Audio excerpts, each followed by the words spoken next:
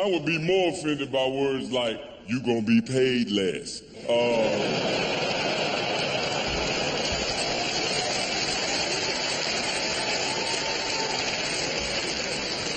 You got to pick, man. You got to pick what you gonna be mad about, man. You can't be mad about all the bullshit, man.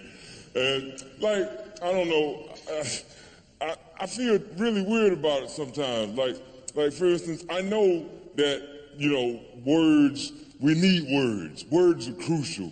But sometimes we go too far with them. Like, I hate the idea that there's a certain set of words, just because I'm black, that if I hear them, I'm supposed to lose my fucking mind.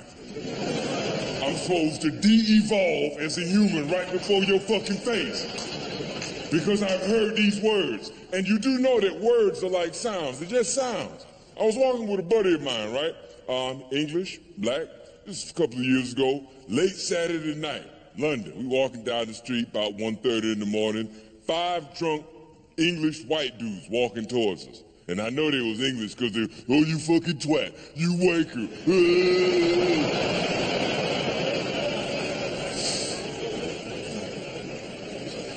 You know what you do.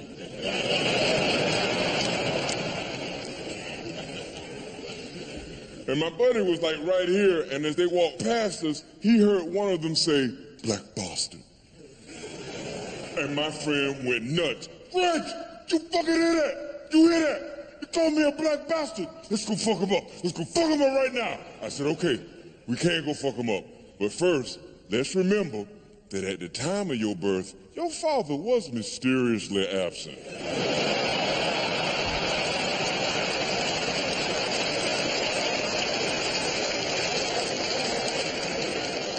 I can fuck him up, but I won't do it with conviction.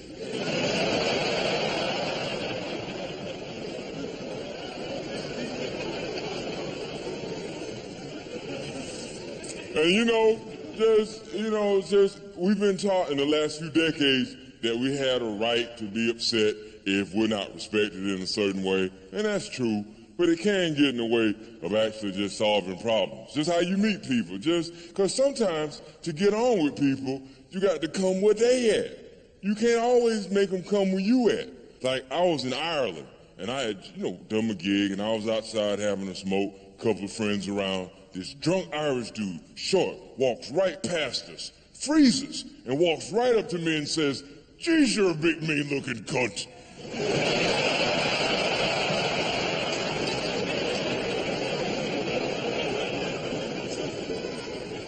And my friends started getting pissy, like, hey. And I was like, no, relax. It's all right.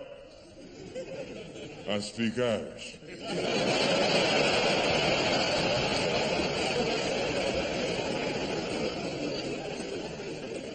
What he is trying to say is that you look like an interesting person. Maybe we can be friends.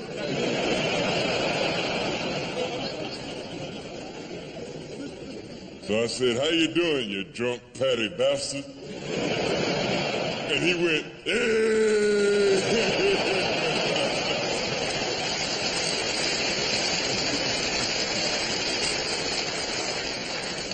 He's my manager now.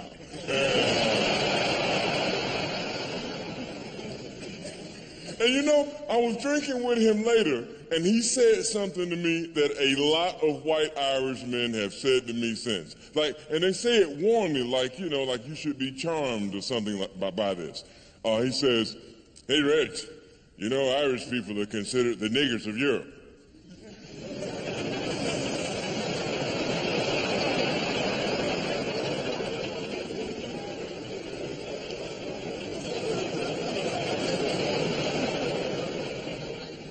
No wonder it feels like home.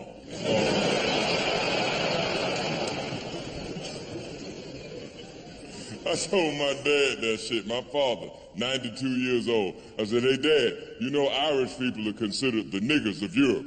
And he said, God damn it, white folks won't let black folks have nothing.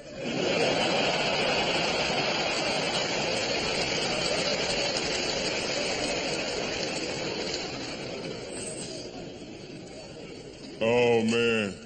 And I was back in Georgia recently, and I was there, and just my family and friends, You know, when I got there, first thing they do, especially the ones that ain't seen me in a long while, first thing they want to do is ask me about Britain. First question. A lot of white people?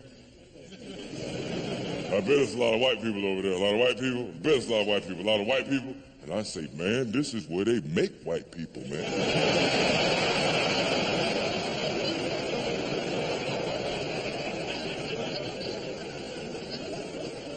It's like white people's Africa.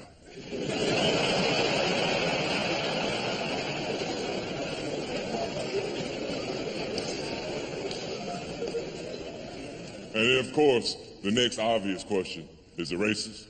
I bet it's racist over there. A lot of racism? I bet it's racist. Racism over there? I bet it's a lot. And I say, yeah, there's some racism over there. A fair bit, actually. Anytime, anywhere on the planet, you got two different groups of people or more occupying the same patch of ground, it's going to be some racism. But Britain has more of a class issue. And I had to explain to them, a class system is what you use to discriminate against people who look like you.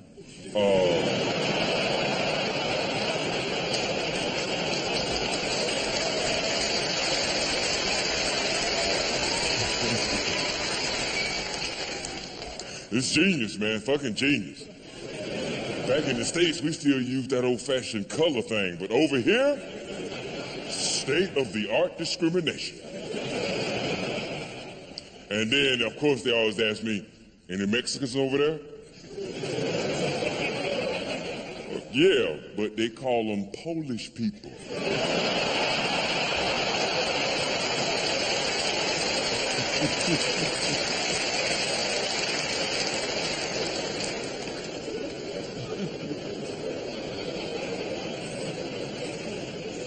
So yeah, I mean, there you go. And just, I love my family and everything, but just, I go home and it's a different world. Challenging ideas. Like, for instance, one thing that's real divisive in America is talking about President Obama. People either on one side or the other.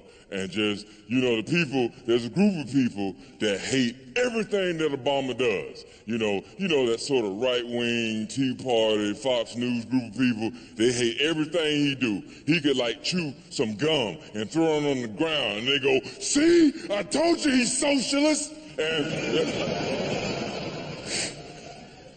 But there's another group of people and they love Obama. My sisters, my black community, they love everything he does, everything. And it goes the other way. Like my sisters, they love that imagery. Black man in the White House with a black woman, it's like the Kennedys in black. Just, it's lovely to them, and I get it, it's very romantic, but they don't really pay attention to policies or what's really going down. And I was talking to my dad, and we were just chatting, and then I just said, well, he said he was going to close Guantanamo Bay. He ain't. Said he was going to shut down them 2 wars, open up a third, and I'm just saying, is he ever going to do something he said he's going to do? And my sister broke in, and she was mad. She was like, excuse me, you just like them people on Fox. Barack Obama is doing wonderful things for black people. What you do for black people?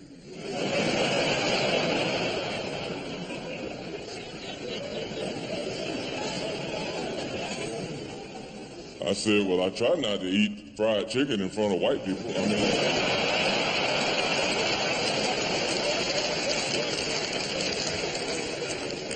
We all do what we can,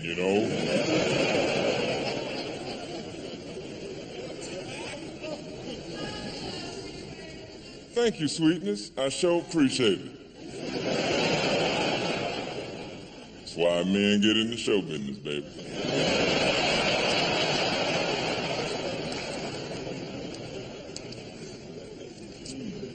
I tell you what, though, man, since I've been over here, and I've been over here going on, I guess, 14 years gone by.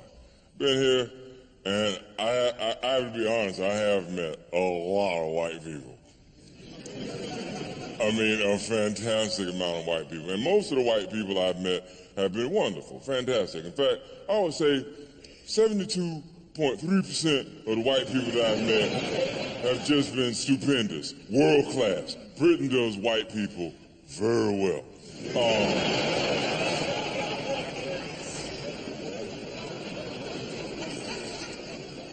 But within that group of nice white people, there's another group of white people, and they're real nice, but they're real nervy, socially nervous, awkward, constantly afraid that they're gonna do the wrong thing, say the wrong thing, not properly observe your custom. And a lot of them have a secret fear that they might be racist, but they don't know it. What if I'm racist, but I don't know it? What if I run around doing racist things every day and I don't know? What if I patronize racist institutions and take advantage of them? And sometimes they panic, and one of the things they do is they try to run out and befriend an ethnic minority. They feel like, well, if I'm friends with an ethnic minority, how can I be racist? It's like being blessed by a black. And sometimes what they really want is to have an ethnic minority to run things past, just to see if stuff is racist or not, you know? You know that TV series, Love Thy Neighbor, comedy classic or racist? I was in a bar, having a drink, minding my own business. Guy walks up, white guy, friendly, joking, laughing. Suddenly he gets serious and he says, I need to ask you something. I said, okay, what you got? I might have been racist recently, but I'm not sure.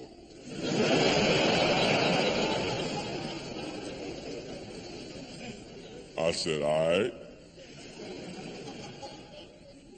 I was in a cinema last Tuesday, and I bumped into a black guy, and I said, sorry, didn't see you. Now...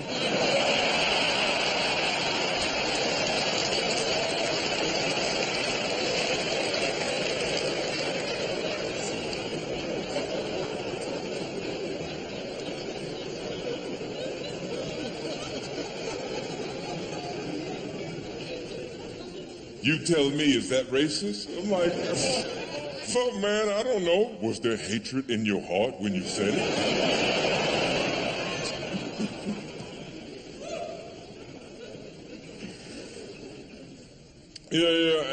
And I don't really like talking about the race stuff, but I mean, I be around lots of white people and it just comes up. I mean, people ask you questions and then you get forced to examine your own self. Like, do you ever have that thing? I'm asking, do you have that thing where you are embarrassed by your own people sometimes? Yeah, just like whatever group you think is your group of people, when they fuck up, you just go, oh no.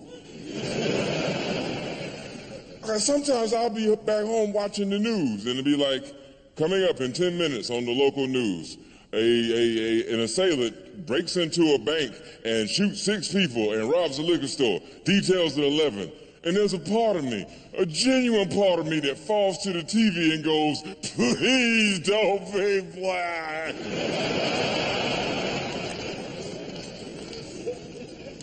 And that's insane.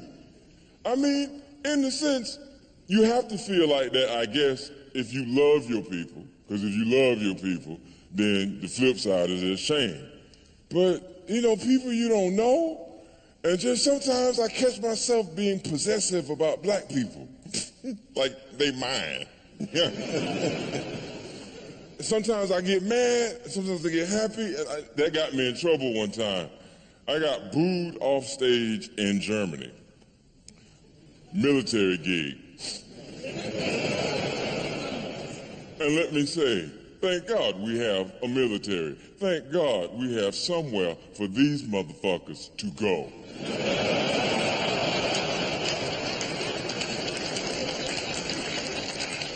Thank God there's a war, thank God there's a military, because you don't want certain people running around in the general population. You need people who are a little bit extra but still legal to have somewhere to go, I was on stage, right, and it's my fault. I was drinking. I had been living in England for a couple of years, and I picked up some bad habits, and you motherfuckers drink the way Americans eat. And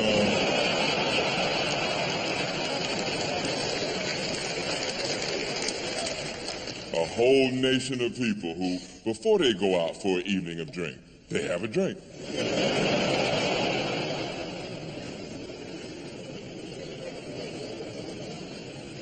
It's like being back in America and going, what? We're going out to dinner? Shit, I better have a steak right now.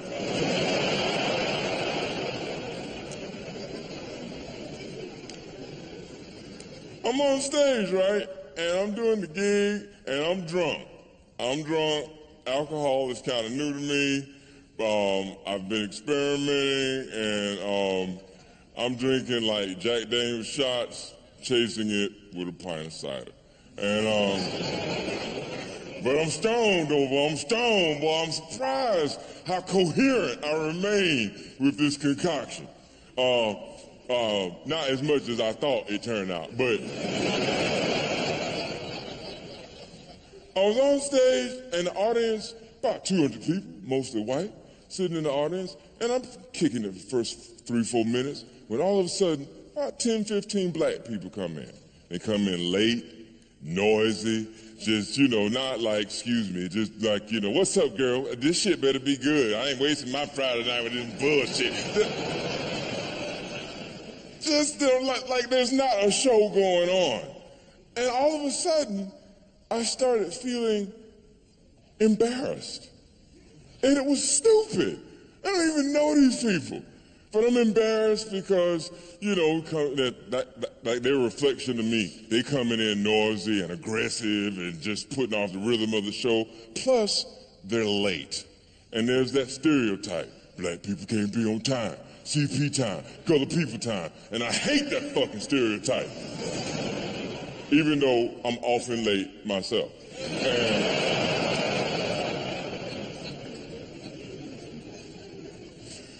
So they come in and some of them go to the bar, they're ordering drinks noisily.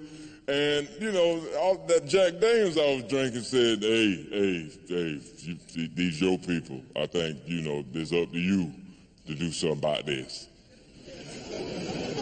So I said, hey, black people, when you gonna join the rest of us at this show? You can't come in all late and noisy, segregate yourself, and then turn around later and go, white people sure treat us funny. And that Jack Daniels said, that's pretty good, yeah.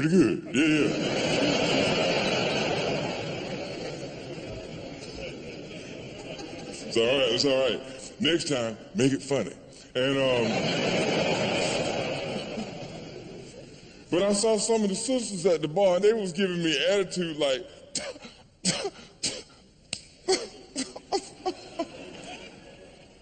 and that Jack Daniels said, go get him, baby, go get him. I said, black women, when you gonna drop some of this angry as hell, tough as nails, ain't gonna take no bullshit attitude? All of y'all can't be Mary J. Blige. Some of y'all so worried about somebody getting over on you, you don't know how to let nobody get close to you. And that's when that Jack Daniels said, I don't know if you should have said that. That's when one black woman stood up, she was mad as fuck. She was like, excuse me, motherfucker, you don't know nothing about no goddamn black woman in here. How dare you stand up and say that bullshit in front of all these white folks? And I bet you fuck white women anyway. Nigga, you ain't shit. And the women around her going, you go, girl, you get it. Yeah, that nigga ain't shit. Get him, girl, get him. The black dude started going, yeah, who booked this motherfucker? You ain't supposed to be, oh, the gig is going shit. But I'm getting mad too, but I'm trying to like keep him cool. And it would be cool if this lady would just go. If she would just go, but she makes a scene of going. She like, give my goddamn pocketbook. You coming? I start not to even come to this motherfucker. And 3 or 4 women leaving, she get to the door, and she would just go. She's just, I'm leaving. That's right. Wish we had your email address. I bet you get plenty of hate mail from black people just like us. And without thinking, I said, I do. I've never seen so many misspelled words before in my fucking life.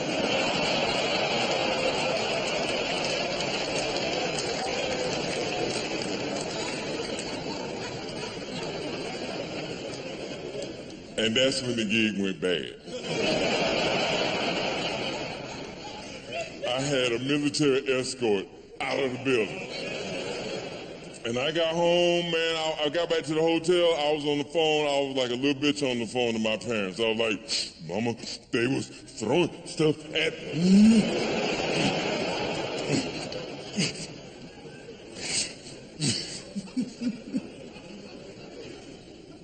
But yeah, what you do, man, what you do? And I like to ask a question, and I'm gonna do that from time to time. And as I mentioned before, I mean, I will be using certain words. Like I said, the word nigger. I probably use the word cunt. I like the word, but I didn't really say the word until I got over here. And because we don't really say it in Georgia much. Like you say the word cunt over there in the Deep South, and people be like,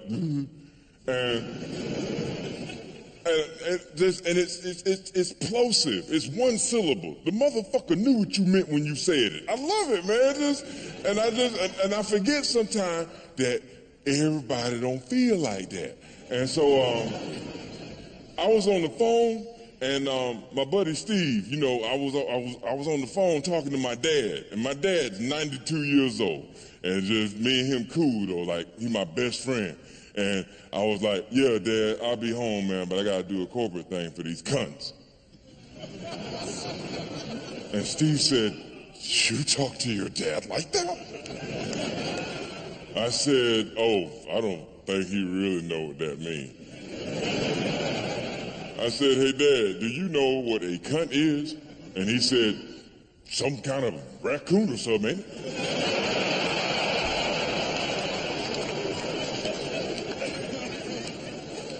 Close enough.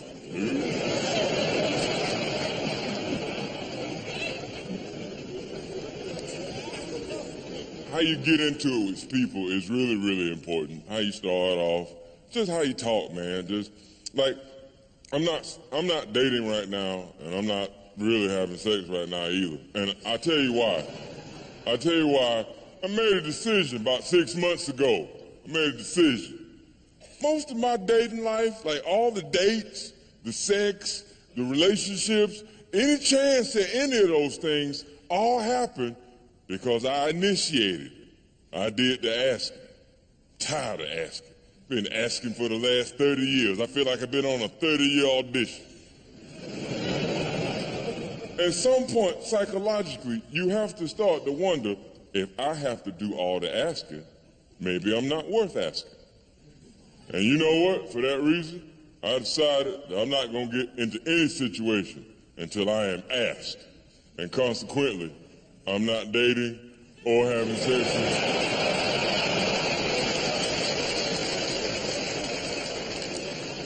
I thought it was going to be a life change, but it turns out it's going to be more of a phase.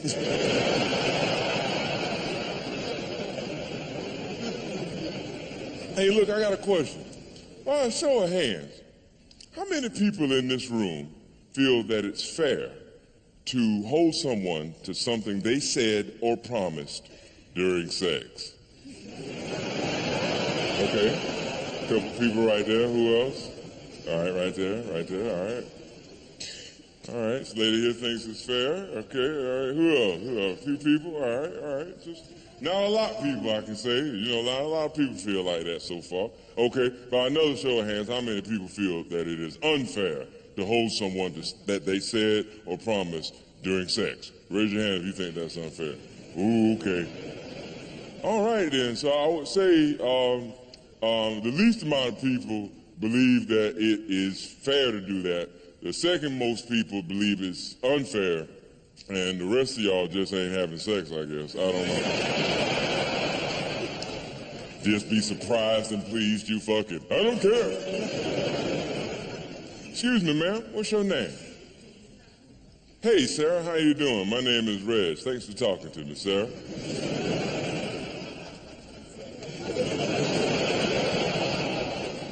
Sarah, you was kind enough to indicate that you believe that it's fair to hold someone to something they said or promised during sex. Can you explain why you feel like that?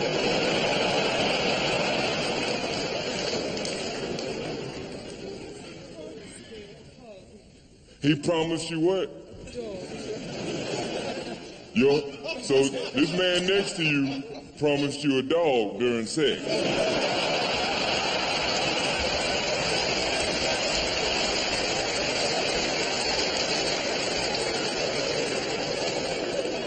Wow. How did that go? It's just, he was just feeling so good and so grateful. Just, you keep letting me hit this, I'm gonna get you a dog.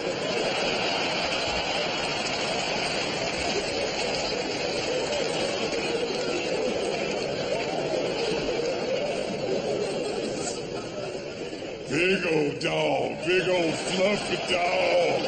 Oh, woof, woof. That was a very entertaining answer, ma'am. I am afraid we are no closer to the truth.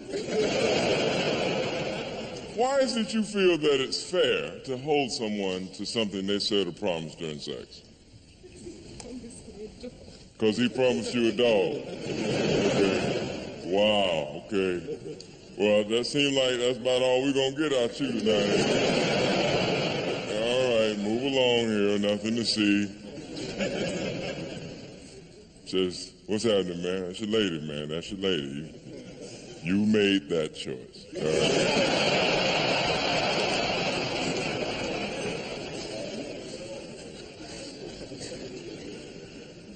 But if you do believe in holding people to something they said or promised during sex, I bet sex with you is quiet as fuck, isn't it? Just, did you say something?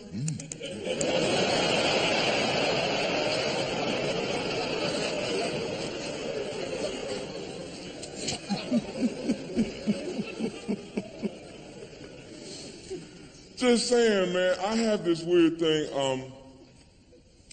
and I don't enjoy it. It makes life a little hard. I have a sort of mistrust of women. Not of women, but a mistrust that what they're saying may mean something else, and you got to look at it a little bit closer.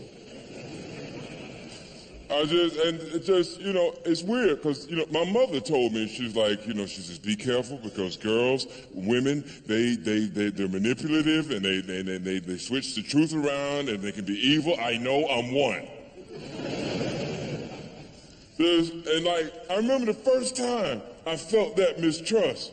I remember I was 17, I was at a party, I was with my boys, we were like batteries for each other. Yeah, man, yeah, looking good, smell good, let's go get some pussy, yeah! Like that's ever successful. So I'm at this party, and we're dancing. I'm dancing with this girl, and she's like really good looking, and like she's just like really hot, and she's like gyrating on my leg and just sliding up and down. And I'm thinking, hey, I keep this up, might give me a kiss. Man, I might be in there, boy. Suddenly, she grabs me by my hand, leads me off the dance floor. We find a closet, an empty closet. We start touching, kissing. Buttons and zippers flying all over the place. She gets completely naked. And then she says, I can't do this.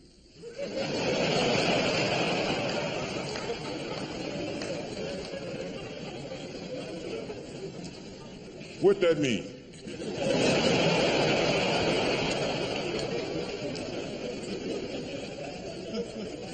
What that mean you can't do this?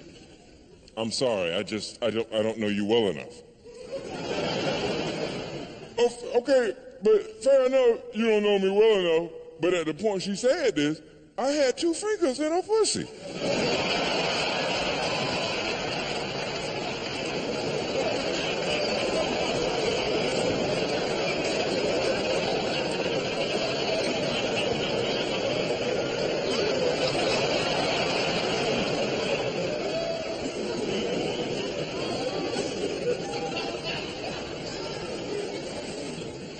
I was like, you don't know me. Fair enough, if you don't feel like you don't know someone well enough, but don't wait till then. That's not the time to negotiate, So I'm like, what's the line, baby? What if I grabbed your breasts, or what if I just put in 1 finger? Would you have said, Now, come on, you know me better than that.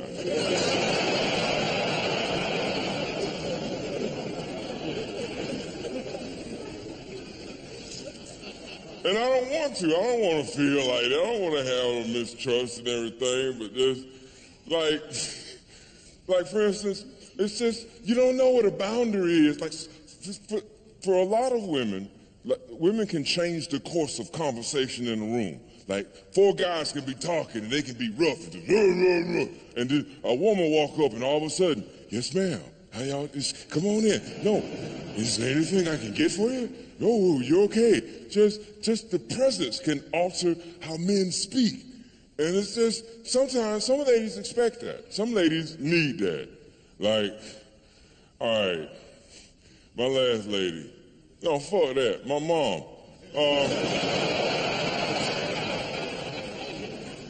You see, I'm from the deep south, and they don't really like you speaking up too much and saying stuff out of, like, parts of Georgia, sarcasm is still considered witchcraft.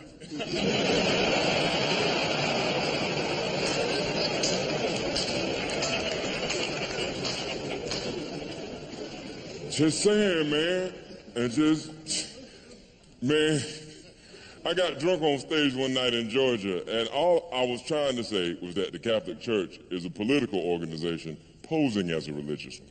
But what I said was fuck the Pope. And,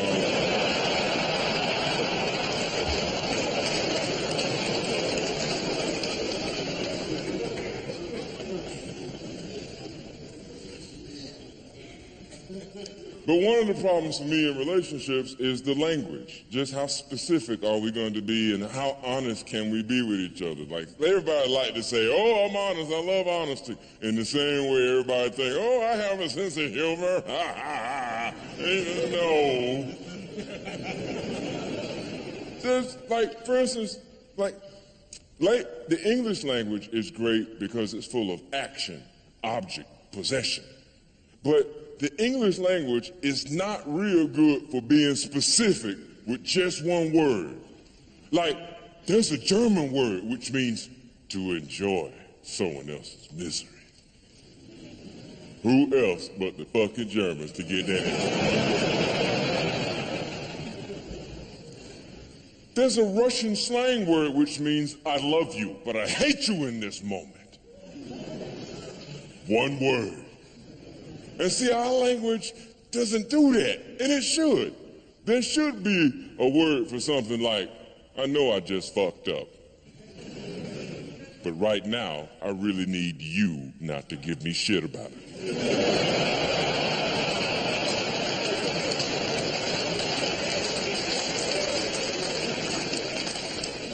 Think how many lives that could have saved. There probably should be a word for something like, if I had known you were going to walk into that, I would have fought it later. Or, no word for that, no, and there should be. There definitely should be a word for something like, yes, I would love to be physically intimate with you too. But first, I need you to convince me that afterwards, you can keep your fucking mouth shut.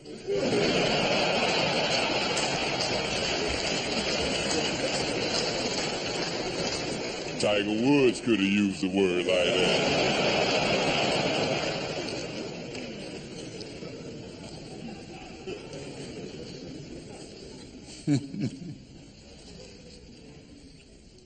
I don't know, man. My last lady, she saw herself as the type of person who was open-minded. And she was. My mama saw herself as open-minded. All right, you should know, all right, about it, I hated my mother. But, you know, since she's died, I've come to love her and even respect what she was trying to do, because I see it now. But she was rough, man, like physically violent, like, in the moment, she could fucking lose it. You know, broom handles, extension leads, you know, just whatever, shoes. Now, it's called abuse now, but back then. Back then, it was just called being a good Christian.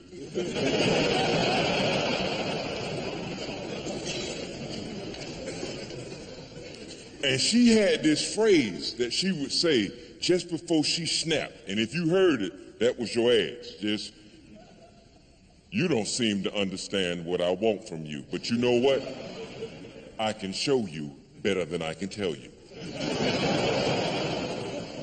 No, keep fucking up the way you fucking up. And I can show you better than I can tell you why you shouldn't. When I was 14, I got in some trouble. When I was 14, I got mixed up in something that's very dangerous for any teenager to get mixed up in the Deep South. I got mixed up in sarcasm. And,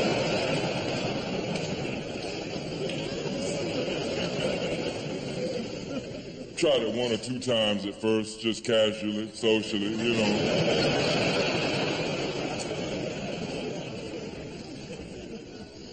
And before I was kind of hooked on it, and just one day I forgot to do something and she fucking snapped. And she was like, you know what? When I tell you to do something, I don't mean for you to do it when you get good. You know what? I'm not gonna argue with you. You know what? I can show you better than I can tell you what I mean. And without thinking, I said, well, maybe if you had a better vocabulary, you wouldn't be so violent.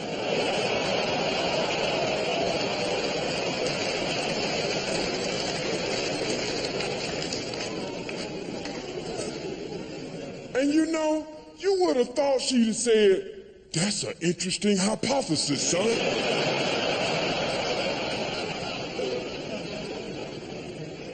I never looked at my own behavior in such a fashion before. But she did not have the vocabulary to say nothing like that, so she showed me. I don't know, man. It's like, one of the reasons too, but I mean, I just need to get some things straight in my head and provide, I need to know how the game go before I get back in the dating game, man, just, because there's this unspoken, unwritten rule in dating and in relationships that you, in order for the happiness of your relationship, you're supposed to keep your woman in a perpetual state of fantasy about her age, her weight, size of her ass. You're just supposed to collude in this. And if you don't, you're a bad man. My last lady I'm talking about, we went on holiday, right? And we went and we ate and we drank and we laid on the beach and we ate and we drank. It was beautiful and everything. So we get ready to come back and we get on the plane and we sit down and she says, these seats seem smaller. Don't these seats seem smaller to you? I think these seats are smaller. I was like, well, they feel no different to me. And she goes, no, I read an article that said that our airlines are going to try and make seats smaller on planes so that they can get more people on the plane, those cheap bastards. Oh, yeah, okay, yeah, it's probably smaller seats and stuff, baby.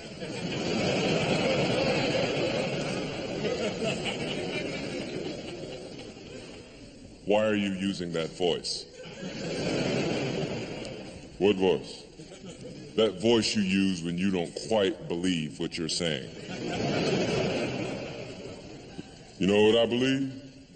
I believe in this man sitting on a plane just waiting for it to take off.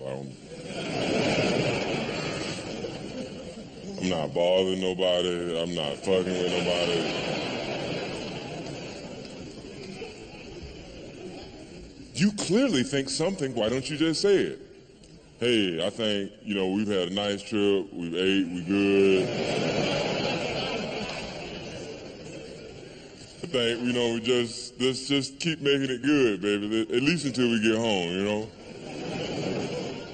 I think everything's fine. You're the one who's tense and nervous. Just go on stage and pretend like you're some tough guy who says what he thinks, but you won't tell your woman what's on your mind. You got a fat ass.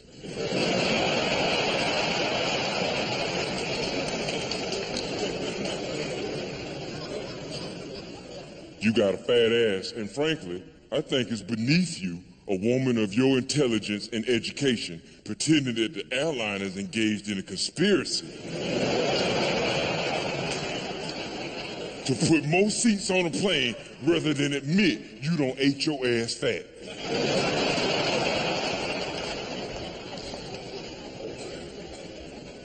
And I feel ridiculous having to answer to this because I'm a black dude. One of the reasons I'm with you is because you got a fat ass.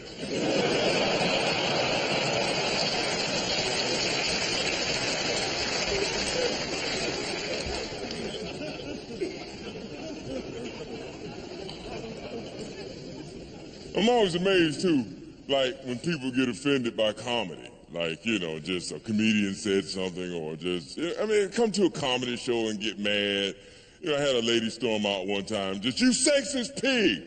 And I was like, I probably am, but I like to point out to you that women of substance, of honor, of gravitas fuck sexist men every day. So, I'm not saying being sexist is cool. I'm just saying it damn sure don't seem to exclude you from too much.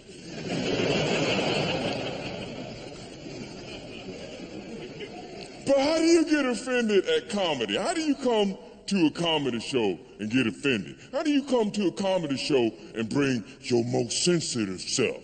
How do you come to a comedy show and not suspect that the motherfucker on stage might be joking?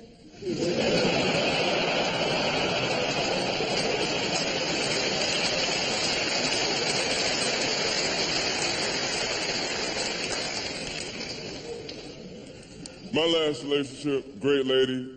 She taught me a lot, expanded my horizons and all that, but she had a boundary about what she could hear. Like, some people have a boundary of what can even be said in their presence. And like, one night I was on the computer and she was sitting there next to me, and she looked over at me, and I must have had a crazy look on my face because I had an idea. And I couldn't tell if it was gonna be something. It could be something, nothing, might be everything. But I couldn't tell. And she said, ooh, that's a wild look on your face. What's going on in that mind of yours? And I said, ooh, baby, I got an idea. It might be shit, but it might be everything. And she said, ooh, tell me what it is. And I said, no, don't worry about it. I'm good.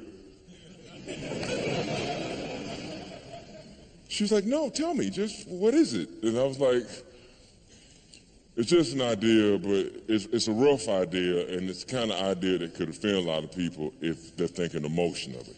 She goes, don't treat me like a girl, okay? I want to be a friend too.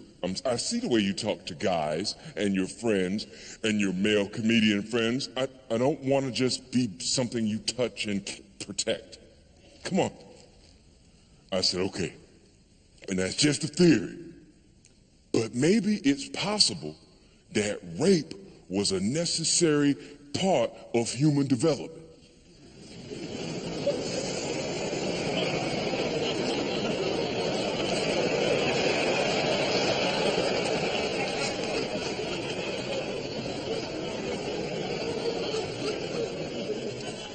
Go on.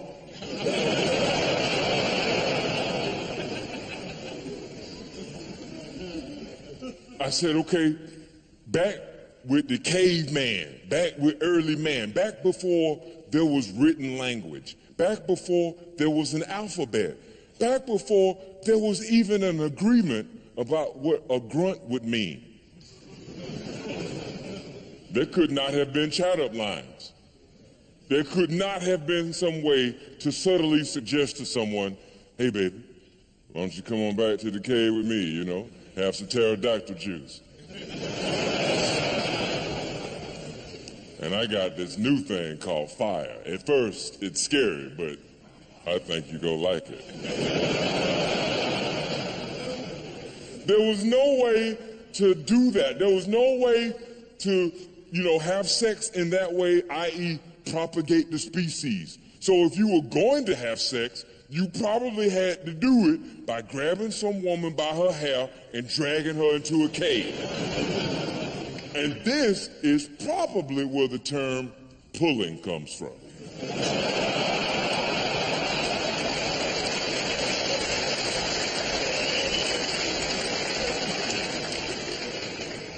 And genetically, it may also explain why a lot of lesbians wear their hair short.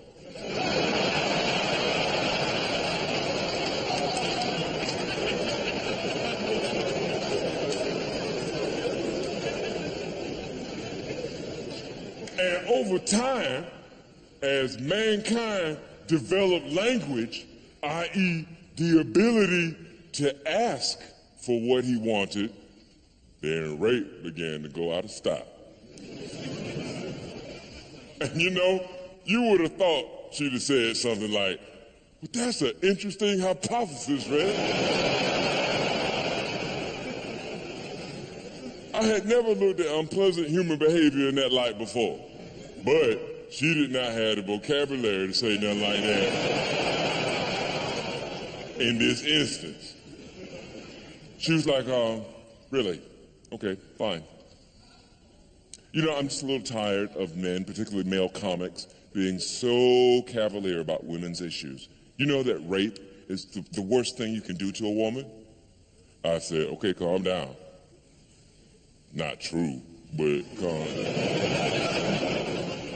She was like, excuse me? What does that mean, not true? And you know how, like, when you're having an argument with somebody and you think, if I could just say a funny joke right here, this'll all go away. I said, it is not the worst thing you could do to a woman. She says, really? What is the worst thing you could do to a woman? I said, the worst thing you could do to a woman is rape her and then call her fat.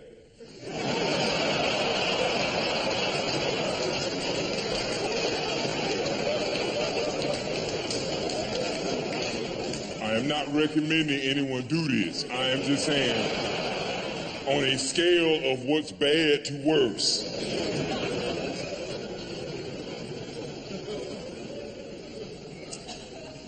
Anyway, we're not together no more. And not as nurturing of the intellectual mind as she liked to believe. Oh boy, but the thing is though, somebody asked me, it's like, you're a good comedian. Why do you do jokes about rape? And it's like, well, I do jokes about everything. But one of the reasons I might make a joke involving rape is that I'm tired of the word just being used to scaremonger. Just, like, I was walking into a tube station in London a couple of years ago. Swear to God, a big old post at the entrance had a picture of a frazzled-looking white woman and a caption that read, if you want to know how much an illegal taxi costs, just ask a rape victim. I stared at that thing for 15 minutes thinking, of all the things I ever thought I'd ask a rape victim.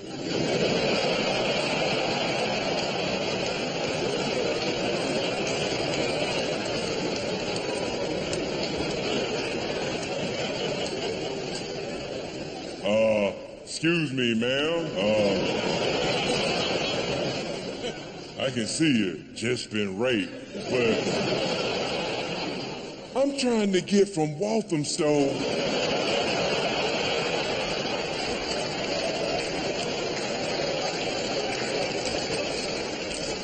down to Crystal Palace, and I don't want to pay a lot of money, if you know what I mean, you know?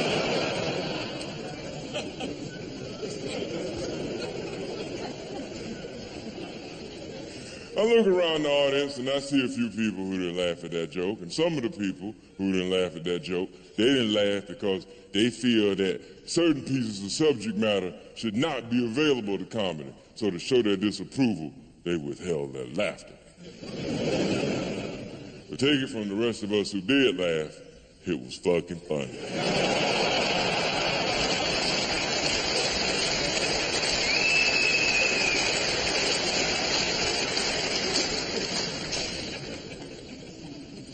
Just saying though, man. And I think too, man, like, I think you've heard of like men and women, the battle of the sexes. Battle of the sexes, it's just some 1950s way of saying that no matter how good times have been between the men and women, underneath, it's always been a little something, a little tug of war.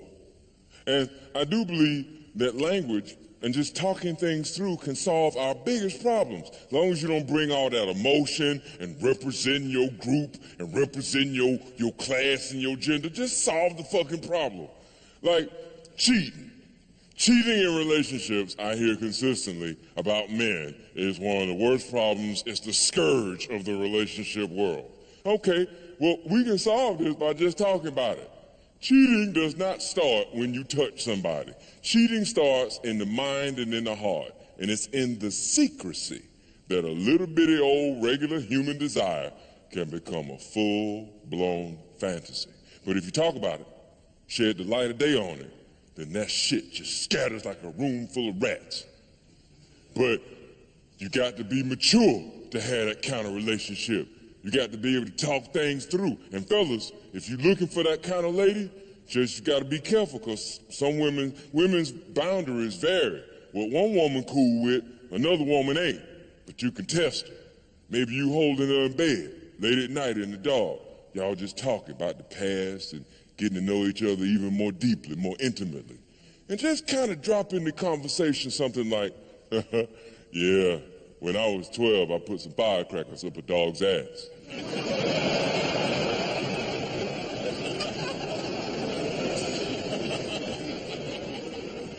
And if she fall apart like, oh my God, that's horrible, why would you do that? That's and now she act like that, then you know you can't come with the heavy shit.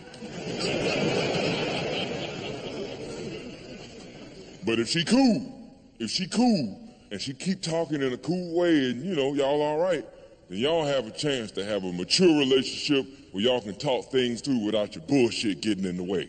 One day, y'all can even have a conversation like, penny for your thoughts? I wanna fuck your sister.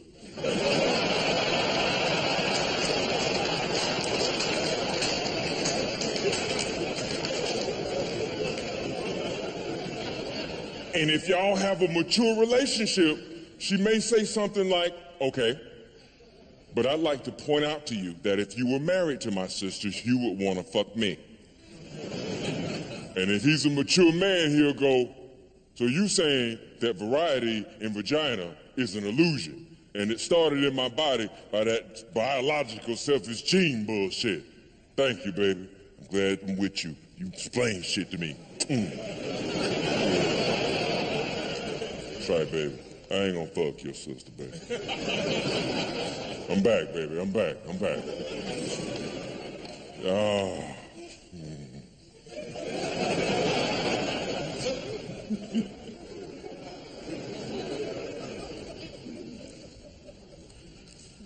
Battle of the sexes. Men and women have been having a fight underneath, but, you know, and I think men and women should fight. I think we make each other better. Women make men sharper. Men make women sharper. We are better for the fight. In fact, you could never truly know a person until you know how they fight. I got that from the second Matrix movie. The only problem with men and women fighting, and this is just the one, there's no level fighting field. The things that men do well in the fight, women can't do. And the things that women do well in the fight, men can't touch. I feel like I never explained this right. Excuse me, ma'am, what's your name? Helen? No H, Ellen. Ellen. Hey, Ellen, how you doing? My name is Reg. Thanks for talking to me. What's wrong with you?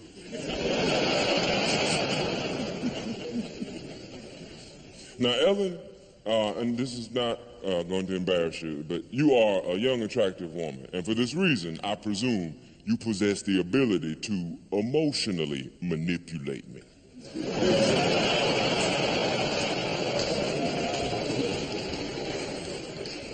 Now, by emotionally manipulate, I mean you probably could easily get a man like me to buy lots of drinks in a bar, or lift something heavy for you, change a tire on a car, or if we were going out with each other and having a disagreement and I was winning, you probably know how to do that thing where you make your eyes water just a little bit.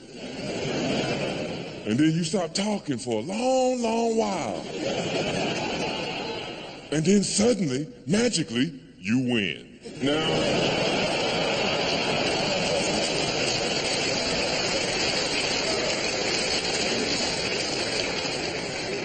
Now, Ellen, I am not saying that I know for a fact that you do this, but I am saying by virtue of the fact of being a young, attractive woman, you at least know how this type of thing is done. It probably easily falls within your skill range. But see, I'm a man, and like most men, I ain't no good at that kind of stuff. I cannot meet you on the battlefield of emotional memory and remembering what motherfucker said 2 years ago, and I cannot meet you on that battlefield and expect consistent victory. But what I can do is take a sack, put it over your head,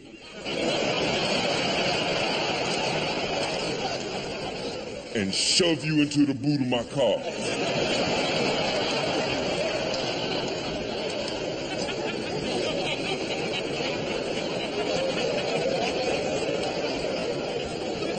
Because that's in my skill range.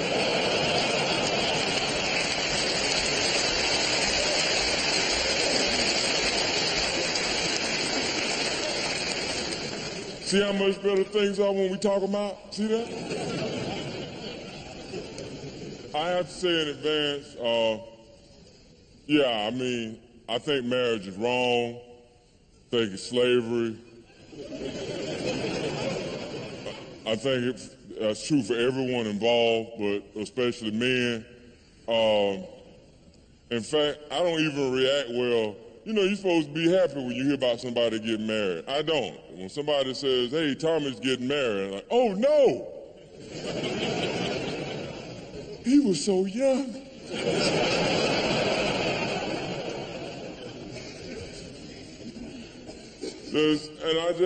And of course, maybe I would feel like that, because I think there's a growing number of men who feel like that. It's rare to, you meet women who feel like that, but fewer. And fair enough, because marriage is for women. So, of course, that means...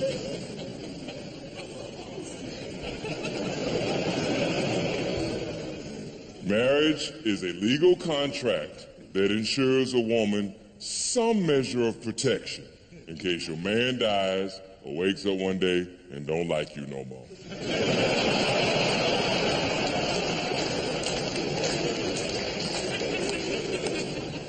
Everything else is what you feel. And just, yeah, okay. I mean, I'm not trying to have a go or nothing, but I read an article the other day that was one of them articles talking about the decline in marriage numbers, just, you know, across the board, especially in Western countries. And they start listing all these highfalutin reasons, you know, well, there's the breakup of the nuclear family, and there's, people are post-religious, and just, you know, people are living longer, and people expect a certain quality of life individually, well, all of which are fair reasons. But as is the case in articles like this, it then lists an obvious reason to me. With the spread of communication, internet, more and more young men are aware of how picking badly can result in being financially raped for the rest of your fucking life. I mean, we got to at least consider that as a possibility. I'm not saying that's the only reason. And I get it, man. I get it. I mean, I'm not having a go, but the whole marriage, children thing, I think special people ought to be able to do that. I think that's a really special thing, the meeting of man and woman. And just people, you know, just because you drunk and a little bit lonely, I mean, you can get married and create a whole other human being. That's astonishing to me, man. One night after a show, this lady came up to me and she was mad. She was like, this is my partner, and we love each other, and we feel like having a child is a perfect celebration of our love. I said, celebration, huh? You couldn't just have a fucking party. You couldn't take 1/8 of the money you're gonna spend on that little motherfucker for the next 16 years and throw a block party the city won't fucking forget. For years, people will come up to you and go, I remember your love, I still celebrate that motherfucker.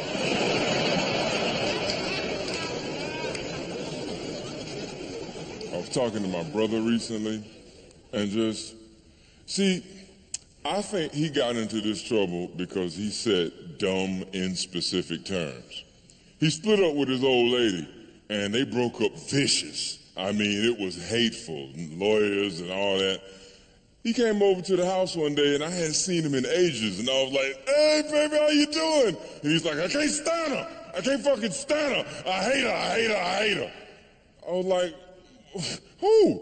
He goes, you know what I'm talking about. I told her when I left, you can have the house, you can have the car, you can have all the stuff. My only requirement is that you do not allow another man to live in this house. And the next week, she had another nigga living right up in there, telling you she evil. I said, okay, calm down, calm down. So what you telling me is, you told her, the one person in the world who hates your guts, you told her the one thing you didn't want her to do, and you are shocked and hurt that she did it. She might be evil, but you are definitely dumb as fuck. That's dumb. It's dumb. It would be just like if I went to prison and my first day in D Block, I went, hey, I don't like being fucked in the ass. Tends to make me shy and obedient. I don't really want to do that. Thank you very much. Sorry to bother you for your time. I was talking to my old man. I was complaining about how expensive it is living in London. This is the place where the American dollar goes to die. Oh my God, I feel like I can't leave the house without spending 20 quid. I go out the door, 20 quid. I go up the street, 20 quid. I look out the fucking window, 20 quid.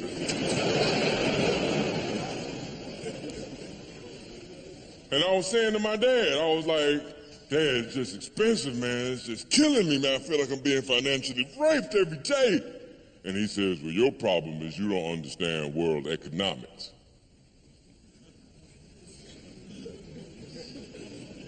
And you do. Yeah. I got a pretty good grasp of it.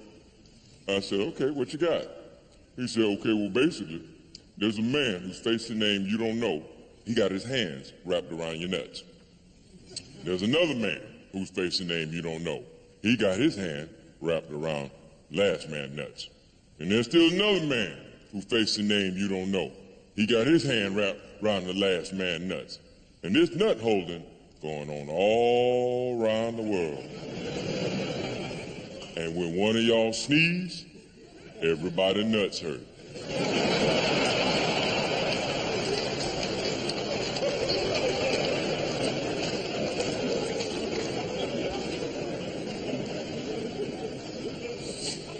It's my father's economic nut theory.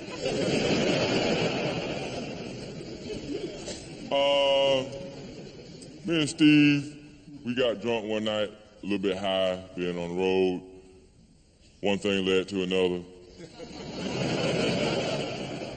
And we watched Sex and the City 2 on DVD.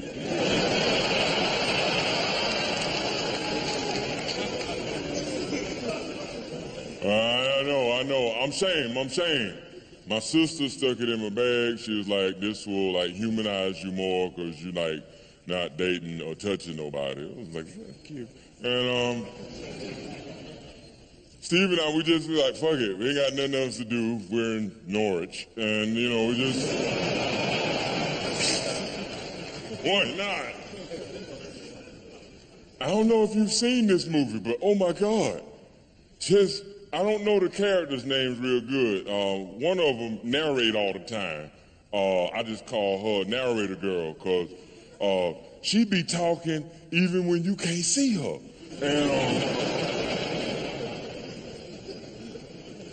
And there's two of them that I just think they're real boring. I don't really pay attention to their storyline. I just ignore it. And the other one, she's very promiscuous. I just call her Super Hoe. And there's a scene early in the movie where a narrator girl is with her husband in their New York penthouse apartment. And she goes, come on, honey, let's get dressed. We have another New York socialite party to go to. And he's like, oh, honey, look, I got some takeaway. Why don't we do like that time we were on vacation and just curl up on the couch, eat takeaway, watch old movies? And she's like, no, I don't want to become one of those couples. He says, okay, calm down. You go to the party. When you get back, I'll be here. She goes, no, I don't want you to become one of those men. So she drags him to this party. They get separated. She looks back, and he is talking to a gorgeous young Brazilian woman. Now, you can see it on her face. I must shut this shit down.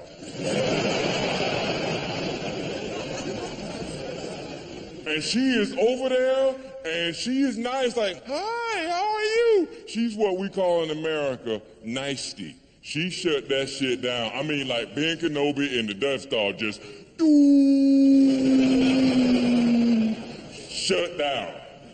Now, it's not clear why she felt threatened by this woman. I don't know if it's because the woman was younger, better looking, more interesting. It's not very well written.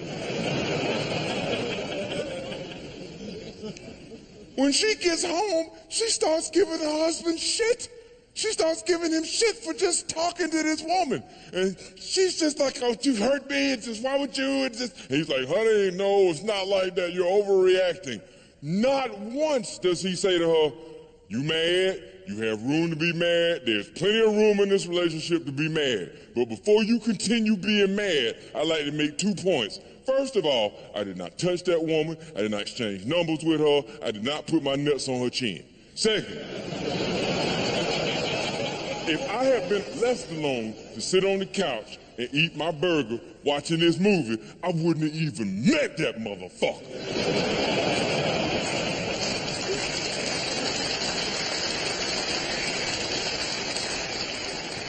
But he don't say this. I told you, it's not very well written. Anyway, there is marital tension in the house, but fortunately, narrator girl gets a phone call from her buddy, Superho. And Superho say, girl, I just met an Arab dude who is a little overimpressed with Western white women. Let's go to Dubai and beat him out some money. Now, I'm paraphrasing, but that's roughly what she said.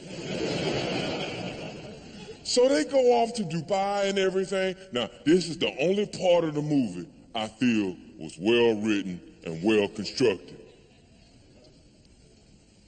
Narrator girl and the 2 boring chicks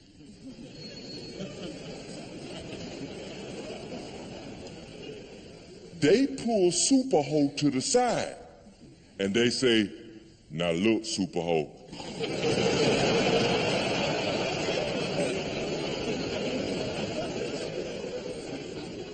You cannot go over there being the hoe you used to being over here.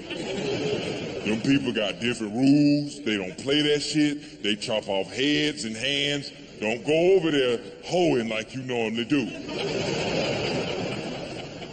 But she got defensive like, I'm Superho. Don't nobody tell me what to do with my pussy. I fuck rich niggas all around the world. I'm Superho, I'm Superho.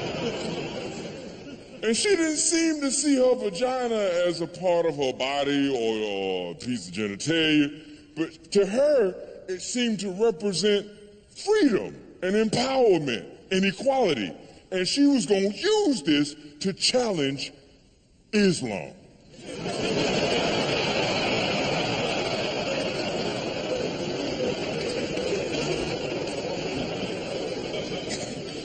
Missiles haven't worked.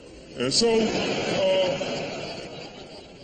meanwhile, narrator girl bumps into her ex-boyfriend, the one she had just before she got married. His business is prosperous, he's looking good, and he's also looking like he's ready to listen. She flirts with him for a couple of days, agrees to have dinner, and then while they're alone together, they kiss. Not a peck on the cheek, but kind of a and she's shocked. Oh my God, I've kissed a man that's not my husband. How did it happen? Oh my God, I'm an awful person. How did I let this happen?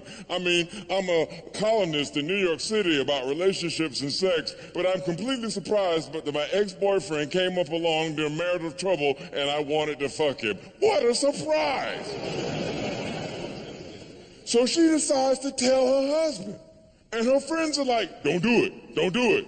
It's a mistake, don't do it. Even Super Ho is like, I'm a hoe. No, you don't do that.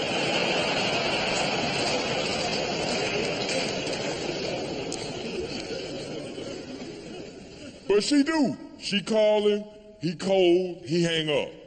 Meanwhile, Super Ho gets arrested. She was kissing a nigga on the beach, got arrested. They gave Super Ho and the girls a choice. Get the fuck out the country now or go to jail for a long time. So they run around trying to get their shit together. Where's my passport? Where's my socks? Where's my shoes?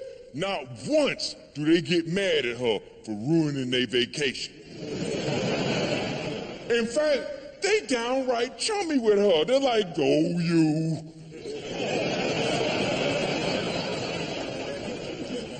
Oh, Super Ho.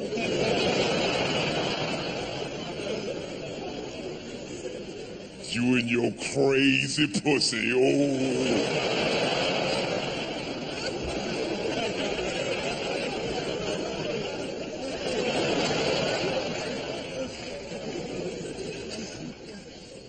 So they go back to New York, and narrator girl, she's in her apartment waiting for her husband, and then he comes in, and he looking kind of cold, and she's like, where have you been? I was worried. And he says, I was just walking around thinking.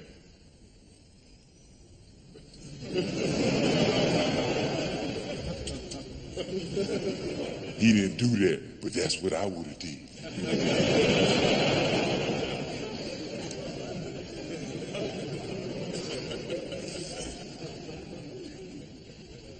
He walks up to her and he says, yeah, I was angry. I was hurt. But I realized that on your worst day, you're better than any other woman, words to that effect. And suddenly, he pulls out a box and reveals a diamond necklace. So in short, narrator girl gets rewarded for being a cunt.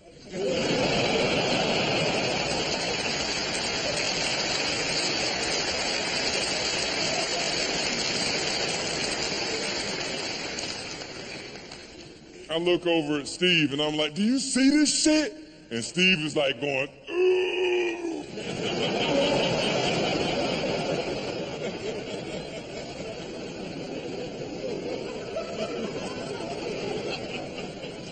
I said, come on, where'd you get heroin?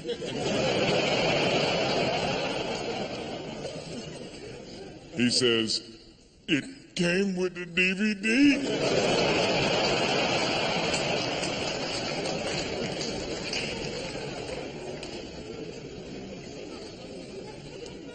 Man. My father, oh my God. He saw me do stand-up recently, and our whole relationship changed. We've always been close, and we could talk straight. We was driving, and I said to my dad, and he always told me I can ask him anything. My father has always believed that if I can conceive a question, I can handle an answer in some form. I said, Dad, can I ask you anything? He goes, yeah, boy, I knowed you since you was born. You better speak up. You ever had anal sex?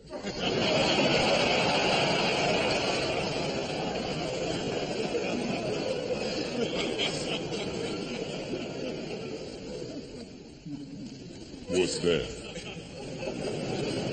I said, anal sex is when a man put his thing in somebody's butt.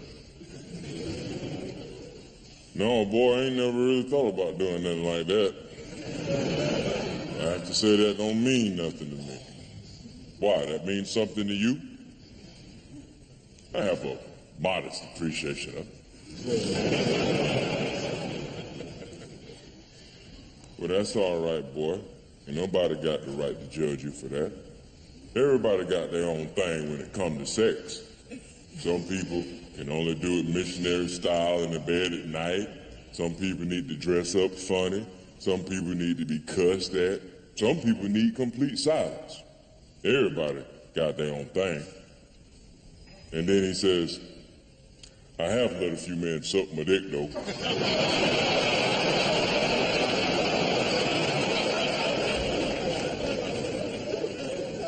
What? And then he says, for money.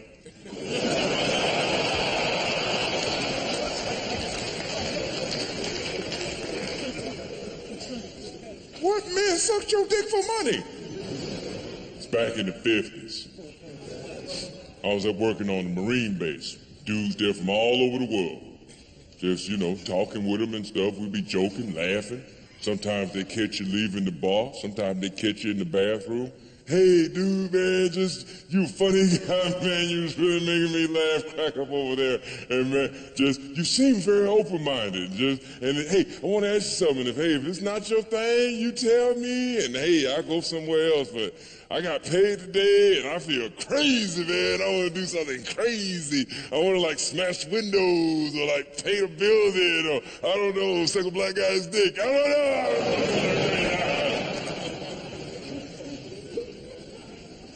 And son, I can get about $50 for that.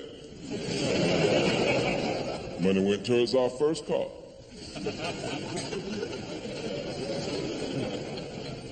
But you have a problem with homosexuality. I've heard you walk around the house saying it's wrong. It's an abomination. God made Adam and Eve, not Adam and Steve. What happened to all that? Well, there's some things a man believes before he get older. There's some things a man believes before others depend on him to provide. And I'm just trying to tell you, boy, everybody got their own thing. Some people need to be beat up during sex. Some people need to be tied up during sex. Some people are fart sniffers. So you just know, I was like, whoa.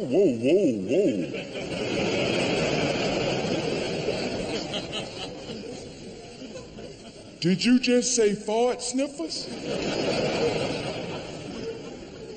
Uh-huh.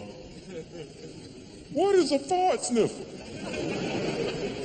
It's someone who derives sexual pleasure from having their face directly in someone's ass while farting. And you saying these people exist as a group? Oh yeah. Made some money off of them too.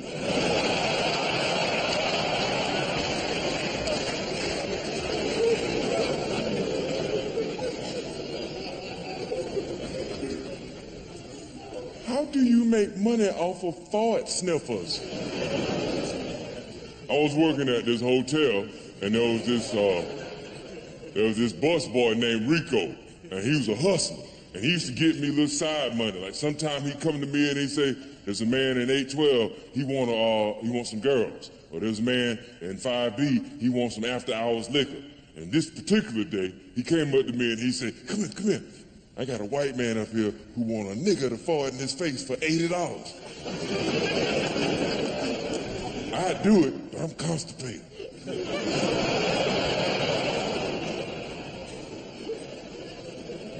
I was like, for $80, I damn near shit in his face. So I went and I knocked on the door opened, white man in there laying down, boxer shorts. I came in, we chatted for a bit. He asked me if I knew what was going on. I said I did. I made sure he knew what was going on.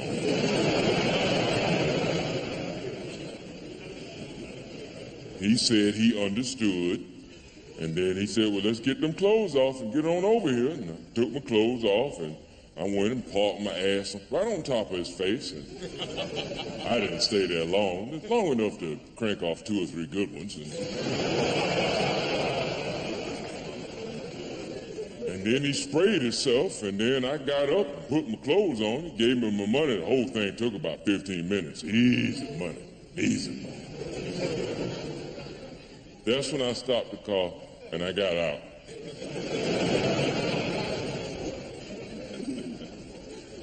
I was like in a trance. I sat down on the bench going, what the fuck did I just hear?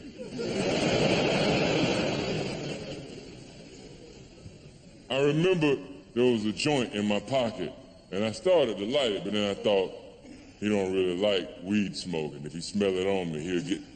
Then I thought, fuck him! I think you'll find that I don't need your approval the rest of this life.